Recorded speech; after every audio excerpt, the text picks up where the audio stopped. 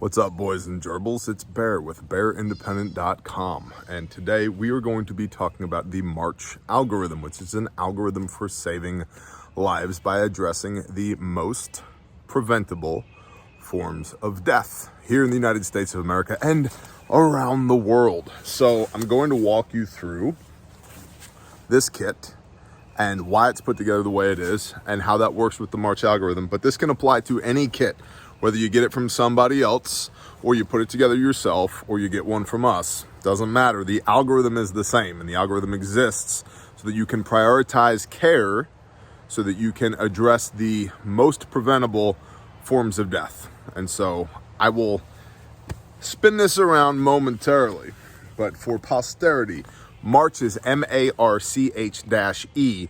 The M is massive bleeding. The A is airway. The R is respiratory. The C is circulation. The H is head injury / hypothermia. And there's a dash E, Marchy. And the E is everything else, which sounds like a throwaway, but it's not. I'll explain that in a moment. Massive bleeding, airway, respiratory, circulation, head injury and hypothermia, and everything else. The March algorithm. Stand by. We're going to bust into this cool guy kit right here. By the way, random stuff from the porch. You see that? Random stuff from the porch. All right, this is the Bear Fact from refugemedical.com. We'll talk about this later. What matters less per se is the kit that you have. What matters more is that it has all these things in it, and we'll go over why that matters. So the way this kit works is you tear this open, and obviously it stays MOLLE-D, your kit, your headrest, your war belt, your whatever. You grab this red tab and you pull it out, okay? And so then you have all your stuff laid out, ready to go. And so the M is massive bleeding. Now in this kit, we have a CAT tourniquet, combat application tourniquet. This is a Gen 7 tourniquet, and it ships new in the wrapper, but it should be taken out and staged when you receive this kit. Or any other kit, you should stage your tourniquets because that takes time. I like the CAT tourniquet for using on me. It works very good to be applied to one's self. I would say better than something like this, which is a soft T. Now I pull this out of my pocket, soft tourniquet right here, because I like having these around to use on somebody else. Now as a note, if you're a big boned person, if you have very large thighs, large extremities, this is a better product for you. Even though it's a little bit more hinky to use on yourself, you can get this around a much larger extremity than you can the CAT. However, for most people, the CAT will work. So you want the tourniquet for arterial bleeding in the extremities. That's going to be your arms and legs, which is where our largest blood vessels are. And the way the tourniquet works is by constricting. If this is a cross section of the limb, you have a bone in the center, and then you have an artery that runs along the bone. The tourniquet constricts that artery up against the bone, which pinches the artery off to stop the bleed. As a general rule, tourniquets go high and tight. So, massive bleeding in the extremities, we have a tourniquet for arterial bleeding. And arterial bleeding is OS. That much blood is dumping out of the person, and it goes with the heartbeat of the patient, so it spurts with each pulse of blood. It's a lot of blood. So tourniquets, whether it's a CAT tourniquet, a soft T, I don't like the rats, but that's a different video for a different time, okay? So our M is massive bleeding. In our junctional areas, which is going to be our neck, our shoulders, our pelvic girdle, our butt cheeks, whatever, where we can't get a tourniquet on, but we still have arteries that run. For example, the femoral artery runs inside of your legs up along the groin area and the pelvic girdle. What do? Well, for that, we want wound packing. And so here we've got quick clot rolled gauze. You can also put a second tourniquet on top of this kit, like here in this loop, or anything you want. We've got rolled gauze, quick clot bleeding control gauze here for wound packing. We've got rolled gauze here. And we're gonna go ahead and just get into the bottom of what's in this kit down here, because it's a lot. But in this kit, down here in the bottom pouch, we also have compressed gauze for wound packing. So you're going to pack that into the wound, into the bullet hole, into the penetrating trauma, pack that in there. And then when it's done, you're going to cover it up with something like a pressure bandage. As you can see, made in the United States of America, guaranteed forever. So this is the North American Rescue 6-inch emergency trauma dressing. It's like a big Israeli wound bandage. It's basically a 6-inch ace bandage with a giant pad of gauze on it.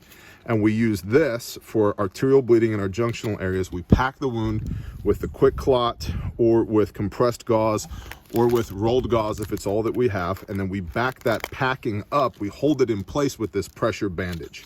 And that deals with the M in the March algorithm, which is massive bleeding, which is 88+ percent, 88 to 90% of all preventable deaths in the United States, and not just for military and law enforcement, but for civilians as well. For people, 88% of that is massive bleeding.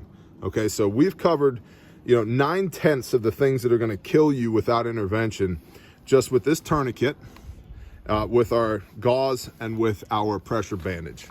And also back here, we have another pocket, and there's more quick clot in here as well. Okay, so moving on to the A, which is Airway. And so in here we have a 28 French nasopharyngeal airway with the Surgilube. And this is designed to be inserted into the nasal cavity through the nose. And then NPA, or nasopharyngeal airway, and or nose noodle, as it's known, does not induce the gag reflex. It goes up the nose, around the back of the throat, behind the back of the throat, so it doesn't induce the gag reflex. And the reason that we would use an NPA versus an oropharyngeal airway, or a J-tube, is because this can be used on patients that are conscious and or unconscious, versus the oropharyngeal airway that can only be used on unconscious patients because it induces the gag reflex. And so if somebody has a trauma where they cannot, they're not able to breathe through their mouth or through their nose, we can use an NPA, nasopharyngeal airway, to maintain an airway so that that person can breathe. Now, if you see any type of clear fluid coming from the nose, that can be indicative of a traumatic brain injury, and we don't want to apply the NPA. Also, if we know that the bone structure in the nose area has been compromised, we don't want to apply an NPA, because it's, in order for this to slip up and in to follow the natural curvature of the sinus cavities, all that bone structure needs to be in place. Otherwise, you're going to be poking your buddy in the brain, and that's a bad idea. By the way, I highly recommend you take a Stop the Bleed class to know how to actually use this stuff. This is the purpose of this video, simply to explain the March algorithm. So M is our massive bleeding, A is our airway. Here's our airway. Now we get into respiratory, which is the R. In this kit, we have 2 5x9 abdominal pads, large gauze pads, as well as 2 full-size hyphen chest seals. And what chest seals do is they seal up the box, the area in between your neck and your navel, right? Basically, where your collarbones come together, right there, that little V spot at the top of your chest, down to your belly button. If you have a penetrating trauma, a hole, whether it's a gunshot wound or a stabbing or a tree limb gets stuck in you, you're going to get a pressure differential in the pleural space, the cavity in between the outside of your body and your lungs. And as that pressure builds up, let's say these are both your lungs, as that pressure builds up in the space around the lungs, it starts to compress one lung, like so. And the heart that's in between the lungs, it will start to press on the heart as well, which is going to further complicate things. So that's called a tension pneumothorax, different story. If you have a penetrating wound, the air, the oxygen, takes the path of least resistance. So if there's a hole in the box, when you go to take a breath in, instead of the air coming in through your esophagus, it comes in through the hole in your chest. So we want to cover that hole up, and that's what the chest seal is for. Now, when you cover that hole up, you're going to basically make a mechanical tension pneumothorax, which means you're going to start to, because of the differential pressure, those lungs are going to start to collapse, or the lung on the one side is going to start to collapse. So these are designed to be burped. You can see on the back here, like so. You just clean the area. That's why I like having spare gauze around. clean the area, apply the chest seal, line the vents up, and ideally you want one of these vents pointed downward so any viscous fluid, blood can drain out on the exhale, then press it into place. And after about 10-15 minutes, there's going to become a pressure differential, which means you're going to need to burp this chest seal. Again, you want to take a stop the bleed class to learn how and where to use these. But as a general rule, if there's a penetrating trauma in between the neck and the navel, we're going to apply a chest seal. R for respiratory. If you have a closed tension pneumothorax, meaning not a problem that we created by applying the chest seal, because if we created the problem by applying the chest seal, we can fix it by burping the chest seal. If we have a closed pneumothorax, that's where you would look at something like this, which is a decompression needle. I can't teach you how to use these unless you have funny letters after your name, but there are many videos on the internet that discuss the algorithm that is used for the appropriate placement of a decompression needle. There's also a Sharpie here so you can draw mustaches on your buddies' faces while they are passed out and you're working on them, because that's incredibly important. You've got tape here as well. A cool thing with these is that not only are there 2 chest seals in here for an entry and exit wound or left and right lung, the packaging themselves is an occlusive dressing, and you can take this packaging and tape it onto the casualty with tape like so and make even more chest seals out of the packaging itself. The clear cellophane on this will also work as a chest seal, but I'd rather not improvise, which is why we have 2 full-size chest seals here. So M is massive bleeding, A is airway, R is respiratory, C is circulation, and for us that means we want to keep as much blood inside the body as possible. So with the circulation issue, the blood is an oxygen delivery device. If we don't have enough blood circulating around, we will go into shock, and if we go into shock, there's about a 50% chance that we make it or we don't make it. So for our intents and purposes, C is circulation, and you can check capillary refill by pressing on a fingernail and seeing the blood come back in. You can check pupil dilation, so forth and so on. But we really want to keep the blood inside the body. We've also got a triangle bandage here. We've got some alcohol prep pads that go with that decompression needle. We've got shears for having access to the patient. I'd rather be alive and naked than modestly clothed and dead. So you got North American Rescue shears here. We've also got duct tape, because duct tape sticks to everything, including blood, sweat, and tears. You've got flat duct tape and a small roll of duct tape. Getting back to making improvised chest seals. Gloves, more gloves, small gauze for boo-boos here, 2x2, 4x4, 5x9 gauze pads. And then we get into the H, which is head injuries and hypothermia, okay? So hypothermia doesn't seem like a big deal. Why would one want a survival blanket? But the point of the survival blanket is to maintain the body temperature of the casualty, of the person we're working on. 2 reasons. First, it's much easier to keep somebody warm than it is to warm them up again. Medical professionals have a much higher rate of success when the person hasn't lost a lot of body heat. So we want to keep them warm. Second, your clotting experiences a half-life. Every degree of body temperature Fahrenheit you drop. So if we need to form a clot, if I have a laceration and I apply direct pressure, it's going to take about 10 minutes of direct pressure in order for a clot to form, which is why we use things like clotting agents and compressed gauze, because that's going to take that 10 minutes down to about 3 minutes. Remember, it's quick clot, not instant clot, okay? And if we pack that wound and we wrap it with a pressure bandage, now we don't have to hold pressure at all because the bandage is doing the work. I've freed up my 2 hands. I can work on somebody else or something else. But 10 minutes of direct pressure to form a clot, unaided clot, at 98.6. At 97.6, it goes to 20 minutes. At 96.6, it goes to 40 minutes. At 95.6, it goes to 80 minutes, or an hour and 20 minutes of direct pressure to form a clot. And remember, getting back to circulation, we want clotting. We want the blood to stay inside the body. And so as the body is cooling, we experience a half-life for every 1 degree of Fahrenheit body temperature drop on our clotting ability. And so that's a very bad thing. So it might seem like a throwaway, but you want to have a space blanket inside of your kit for that very reason. Keep the casualty warm. And so the other H in the March algorithm is head injuries. Head injuries are going to bleed like a stuck pig. They just do.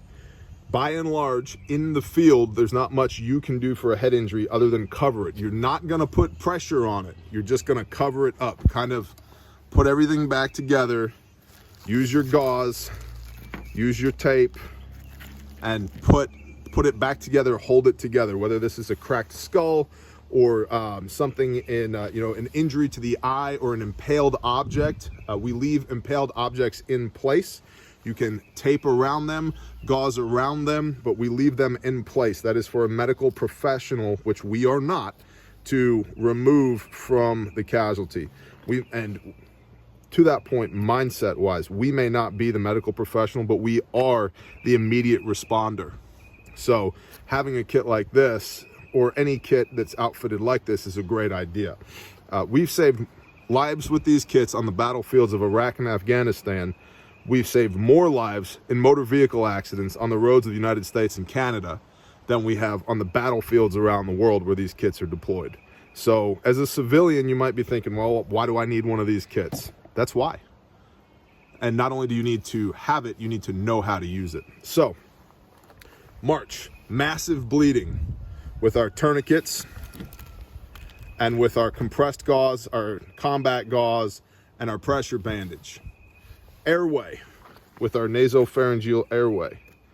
Respiratory with our chest seals and our decompression needle down here. Circulation, stop the bleed, keep as much blood inside the body as possible. Hypothermia, keep the casualty warm. Space blanket. Head injuries, don't apply pressure, just hold it together, and you do that with gauze and tape. You could even use the pressure bandage, but don't stretch it out really hard, just gently wrap it. By the way, if you have an eye injury, you're going to want to cover both eyes, not just one, because your eyes track together. So if you have an injury to one eye and you only cover one eye, the other eye is receiving input and it's tracking, and the injured eye is trying to track as well and now exacerbating the injury. So you cover both eyes, not just one. Yes, you have effectively blinded the person who has that eye injury, and you're going to need to deal with that as well. But that's a whole nother story for another time. The -E is everything else. This could be a minor laceration where we're going to take our small gauze and we're going to fix that, okay? It could mean that, yes, we found an arterial bleed to the femoral artery and we were able to tourniquet that and stop the bleeding. But we missed a wound to the junctional area in the right shoulder that they also have an arterial bleed from, that we should have wound packed and applied a pressure dressing, and we didn't, and now the person is bleeding out from the shoulder injury. So the E for us as civilian immediate responders is the onus to reassess the casualty after you've run the March algorithm. After you've run through all of this, go back over the casualty again, the person who is injured, and make sure that we didn't miss something. Is there anything we can do to further their care?